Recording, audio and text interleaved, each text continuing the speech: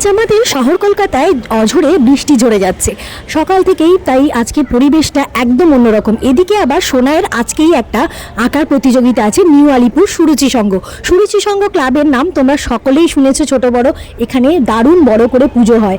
এখানে প্রতিযোগিতা প্রত্যেক বছরই হয়। এদের প্রতিযোগিতা আসার একটাই কারণ, এদের ওয়েল বিহেভিয়ার, এদের এদের অর্গানাইজেশন এতটাই ভালো যে তোমাদেরকে আসতে বাধ্য করবে এখানে বাচ্চা নিয়ে। যে কোনো পরিস্থিতিতেই এরা এত সুন্দরভাবে মেনটেন করে নেয়। যাই হোক, আমরা চলে এসেছি সুরুচি সঙ্গে। আর এখানে দেখো, এখানে হচ্ছে ওরা প্রত্যেক বছর আঁকার কম্পিটিশানটা হয়। যেহেতু আজকে ওয়েদার খারাপ, বৃষ্টি পড়ছে, সেই জন্য এরা একটা অন্য জায়গায় বিল্ডিংয়ে বাচ্চাদেরকে সুরক্ষিতভাবে ব্যবস্থা করেছে। চলে এসেছি কাউন্টারে, সোনাইয়ের কাউন্টারে। দেখো, টিকিট দিয়ে ওকে দুটো টিকিট দিচ্ছে, একটা ওর কাছে রাখার জন্য আর একটা আমাদের কাছে রাখার জন্য, যেটা আমরা ওদের আঁকা হয়ে গেলে রিসিভ করব সেই টোকেন।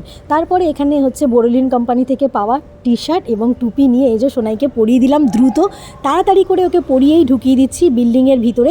গার্জেনদের একেবারে অ্যালাউ নেই। এখান থেকেই এখানকার যত ভলেন্টিয়ার্সরা আছে তারা বাচ্চাদেরকে রিসিভ করে ওর ভিতরে একে একে ঢুকিয়ে নিচ্ছে। সত্যি এদের ওয়েল অর্গানাইজেশনটা সবসময় আমাদেরকে মুগ্ধ করে। এই যে সোনাইকে নিয়ে চলে যাচ্ছে, দেখো বিল্ডিংটা কত বড়, ভেতরটা হয়তো আরও সুন্দর। বাচ্চারা একদম সেফলি ওখানে যাচ্ছে। চলো, দেখা হচ্ছে তাহলে পরের আর একটা ব্লগে।